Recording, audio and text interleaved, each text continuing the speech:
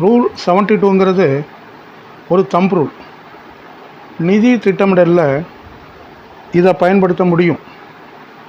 3 நிதி நோக்கங்களுக்கு இந்த ரூல் 72ன் ஃபார்முலாவை பயன்படுத்தி விடை காண முடியும். எந்த திட்டத்தில் முதலீடு செய்தால் எவ்வளவு லாபகரமாக இருக்கும் என்றும், பணவீக்க விகிதத்தால் நமது பணத்தின் மதிப்பு எவ்வளவு பாதிக்கிறது என்றும் நாம் இவ்விதியின் மூலம் அறிய முடியும்.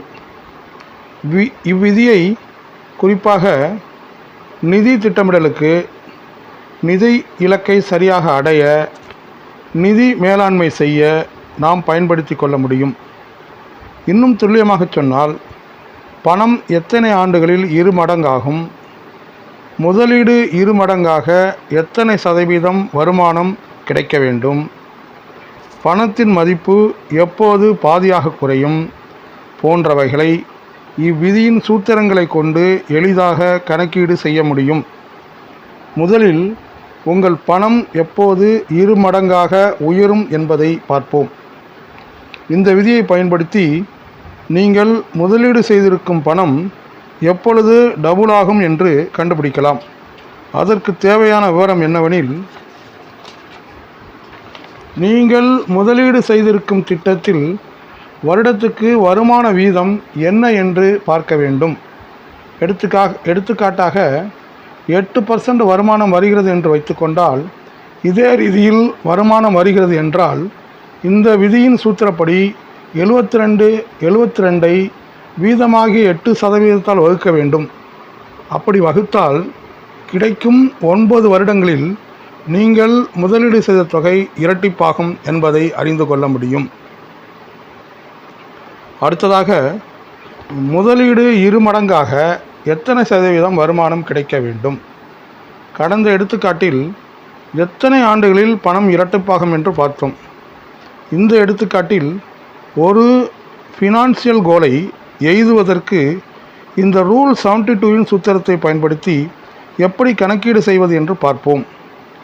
2 லட்சம் ரூபாய் பணத்தை 6 ஆண்டுகளில் 4 லட்சமாக, அதாவது இரட்டிப்பாக ஆக்க வேண்டும்.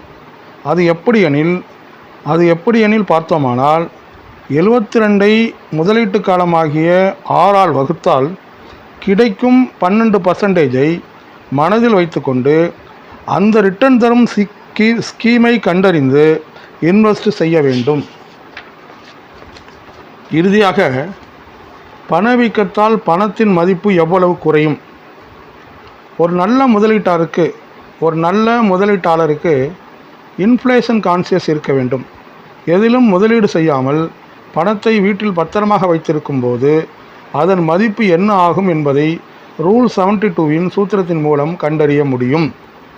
ஏப்ரல் 2024 புள்ளி விவரப்படி நமது பணவீக்க விகிதம் 4.83%. நாம் நமது எடுத்துக்காட்டிற்காக பணவீக்க விகிதத்தை 4% என்று வைத்துக்கொள்ளுவோம். நமது பீரோவில் பணம் ரொக்கமாக 2 லட்சம் ரூபாய் இருக்கிறது என்று வைத்துக்கொள்வோம்.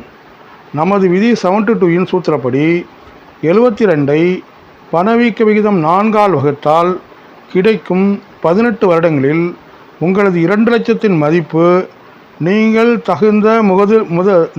தகுந்த ஸ்கீமில் முதலீடு செய்யாமல் வீட்டில் வைத்திருந்தால் 1 லட்சமாக குறைந்துவிடும்.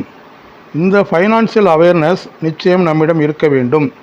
எனவே ரூல் 72ன் சூத்திரங்களை சேமிப்பு, காப்பீடு, முதலீடு செய்வதற்கு முன்பு நன்கு கணக்கீடு செய்து கொண்டு பின்பு முடிவு எடுக்கவும்.